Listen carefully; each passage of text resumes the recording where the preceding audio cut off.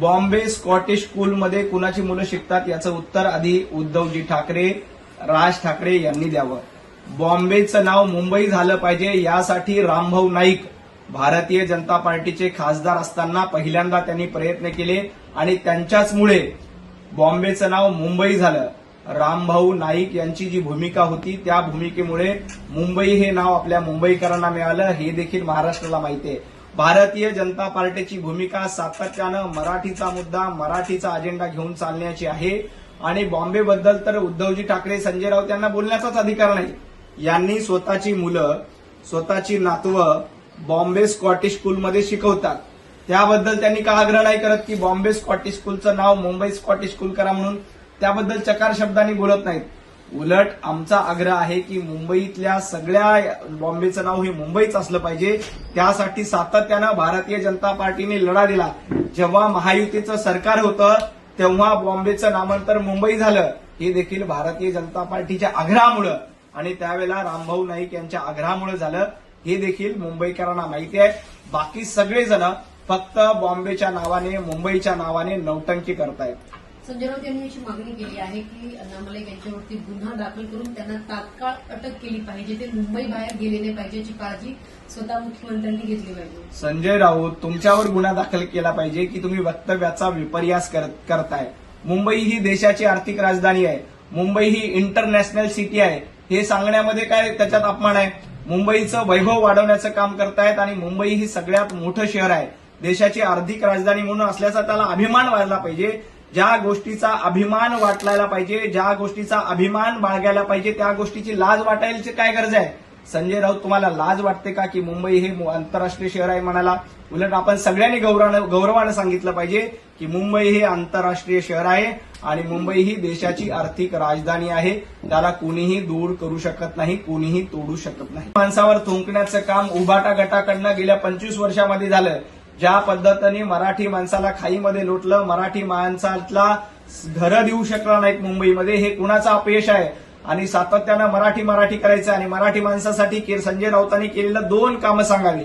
संजय राऊत 25 वर्षापासून खासदार आहेत. संजय राऊतांच्या खासदार नीतीमधून मराठी माणसासाठी त्यांनी, मराठी माणसाच्या भल्यासाठी त्यांनी केलेली कामं सांगावीत. संजय राऊतांना एकही काम सांगता येणार नाही, कारण लोकांची फसवणूक करणं, लोकांना धोका देणं ही संजय राऊतांची परंपरा राहिलेली आहे. उद्धवजी ठाकरे, 25 वर्ष तुम्ही मुंबई महापालिकेमध्ये सत्तेत होता. मुंबई महापालिकेची एक चांगली शाळा आहे का ज्या शाळेमध्ये सर्वसामान्य मुंबईकर शिकू शकतो? एक चांगली शाळा तुम्हाला ठेवता येणार आली नाही.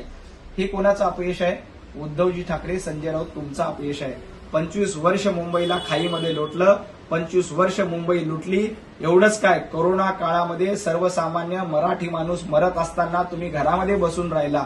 कोविड टेंडरमध्ये भ्रष्टाचार करणं, जम्बो कोविड सेंटरची टेंडर मॅनेज करून त्याच्यामध्ये कोट्यावधी रुपयाचा मलिदा खाणं, सर्वसामान्य कामगाराची खिचडी सुद्धा संजय राऊतांनी सोडली नाही. त्यामुळे कुणावर थुंकायचं असेल तर येणाऱ्या महापालिका निवडणुकीत मराठी माणूस संजय राऊत तुमच्या उभाटा गटावर थुंकल्याशिवाय राहणार नाही. खरं तर ज्या पद्धतीनं महाविकास आघाडीचं सरकार असताना देवेंद्रजींना गोवण्याचा प्रयत्न केला, आमच्या गिरीश महाजनांच्या विरोधात मोकोका लावण्याचा प्रयत्न केला, हे सगळं कटकारस्थान बघितलं. एवढंच काय, नारायणजी राणे यांचं घर पाडण्यापर्यंतची मजल उद्धवजी ठाकरे तुमची गेली होती. कंगना राणावत आमच्या खासदार आहेत, त्यांचं घर पाडण्यापर्यंतची मदत तुमची गेली होती. हे सगळं महाराष्ट्र विसरलेला नाही.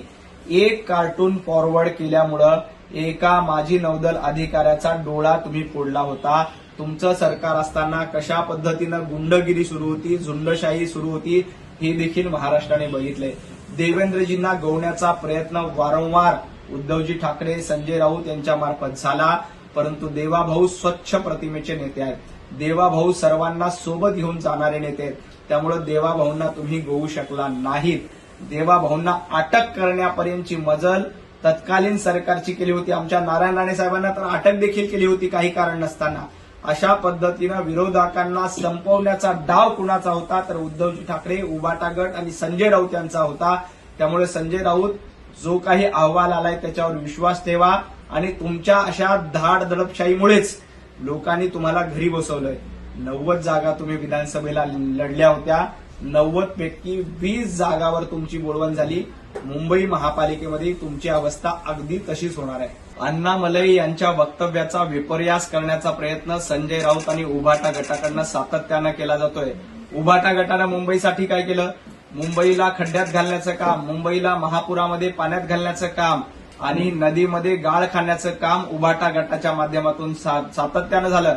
अण्णामलईंचं वक्तव्य असं आहे की मुंबई ही देशाची आर्थिक राजधानी आहे, मुंबई ही सर्वांसाठी आहे आणि त्याच बाबतीत अण्णामलई यांचं वक्तव्य होतं. सातत्यानं मुंबईचं नाव काढायचं, मुंबई महाराष्ट्रापासून तोडणार. संजय राऊत आणि उभाटा गटाला मी एवढंच सांगायचंय, संजय राऊत तुमचा किंवा कुणाचाही बाप आला तरीही मुंबई महाराष्ट्रापासून तोडली जाऊ शकत नाही. मुंबई ही महाराष्ट्राचीच आहे आणि ही भूमिका भारतीय जनता पार्टीची आहे, मराठी माणसाची आहे, महाराष्ट्रात राहणाऱ्या प्रत्येकाची आहे. मुंबईला तोडण्याचा डाव कुणाचा असेल तर उद्धवजी ठाकरे तुमचा होता. इथल्या मराठी माणसाला मुंबईच्या बाहेर कुणी काढलं? तुम्ही काढलं होतं. बदलापूर प्रकरणातील आरोपीचं एन्काउंटर झालेलं आहे. देवाच्या दारामध्ये न्याय मिळालेला आहे. त्यामुळं या प्रकरणामध्ये त्या संस्थेवर काहीही दोष नव्हते. जो कोणी आरोपी होता त्याला शिक्षा झाली आहे, त्याचं एन्काउंटर झालंय. तो पळून जाण्याचा प्रयत्न केला होता, त्यावेळी पोलिसांनी त्याला एन्काउंटर करून मारलेला आहे. त्यामुळं खरा जो आरोपी होता त्याला शिक्षा देण्याचं काम त्याच वेळेला झालंय. त्यामुळं बदलापूर प्रकरणात विनाकारण बदनामी करण्याचा प्रयत्न करू नका. या प्रकरणामध्ये संजय राऊत सातत्यानं खोटे आरोप करतायत. या खोटे आरोपामध्ये काहीही तथ्य नाही. जो आरोपी होता त्याला शिक्षा द्यायला पाहिजे होती, ती योग्य ती शिक्षा एन्काउंटरच्या माध्यमातून झालेली आहे. मुलांच्या प्रश्नावर आणि लैंगिक प्रश्नावर संजय राऊतांनी बोलू नये. आमच्या एका माता भगिनीला फोन करून कशा पद्धतीनं संजय राऊतांनी शिवीगाळ केली होती, जी शिवीगाळ अश्लील होती. मी आज ते शब्द देखील इथं उच्चारू शकत नाही. अशा पद्धतीची अश्लील शिवीगाळ करणारे संजय राऊत आहेत. त्यामुळे त्यांनी लैंगिक अत्याचार, महिलांच्या विषयात अजिबात बोलण्याचा त्यांना अधिकार नाही. आधी संजय राऊतांनी एका माता भगिनीला शिवी दिली, त्याबद्दल माफी मागितली पाहिजे. एबीपी माझा, उघडा डोळे बघा नीट.